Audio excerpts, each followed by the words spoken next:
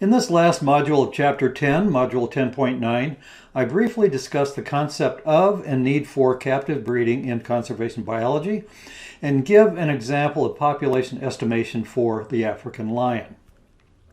In light of recent trends of decreasing biodiversity and increasing numbers of species threatened with extinction, captive breeding strategies have gained increased attention as a means to, at least partially, mitigate these trends. Nearly 20% of extant vertebrate species were classified as threatened in 2010, ranging from 13% of birds to 41% of amphibians.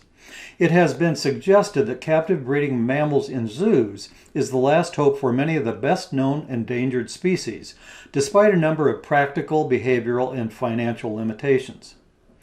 One of the advantages of captive breeding programs is that they can serve as an insurance policy against threats like disease or pressure from non-native species until reintroduction into the wild is possible. Moreover, managed ex situ populations in zoos can assist biodiversity conservation by serving as a genetic and demographic reservoir of critically endangered species, a last resort strategy. A schematic of a captive breeding program is depicted here with source populations of A, B, and C. These contribute to the founding and growth phases of the program, which eventually reaches the management level. At this time, introductions and/or reintroductions of animals into the wild can occur with augmentations from original source populations. As an example, I present here the demography of a captive breeding program for African lions. Although African lions are not currently threatened by extinction, their numbers are declining rapidly across Africa. Indeed, the IUCN, that is the International Union for Conservation of Nature, Red List of Threatened Species reported a population reduction by 43% from 1993 to 2014 and thus classified this species as vulnerable. In other words, there is the expectation that it will become endangered unless the circumstances that are threatening its survival and reproduction improve. The demographic parameters of birth and death rates required for estimating the production capabilities for African lion captive breeding programs were obtained from a database compiled at Species 360, an international nonprofit organization that maintains an online database of wild animals under human care. The birth and death information included data on 153 female African lions, which is illustrated in the event history graphic shown here.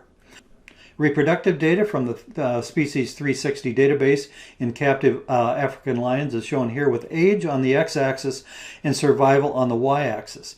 Each imaginary line represents the lifespan of a captive lion, with the gray and black ticks representing reproduction. That is, when each lioness gave birth to a litter of cubs.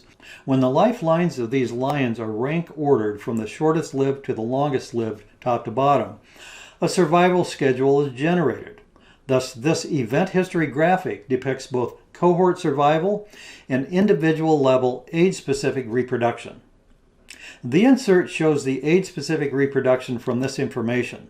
Note that the vast majority of reproduction in captive African lions occurs between the ages of 2 and 10 or 12 years. There were 153 female lions, which gave birth to 654 offspring, which yields 4.3 offspring per female. The growth metrics for captive African lions from this information includes net reproductive rate of 2.15 female offspring per female, mean age of reproduction of 7.1 years, intrinsic rate of increase of 0.1067, which in turn translates to a finite rate of increase, lambda, of 1.113, and a doubling time of 6.5 years. So a simple projection of the captive population would be starting with 25 females. After 13 years, there would be 100 females, and after 26 years, there would be 400 females.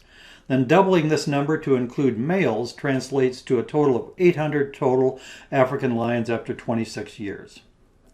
More information on the Species 360 demographic databases can be obtained by going to their homepage shown here. This ends the last module of this second chapter on applied biodemography.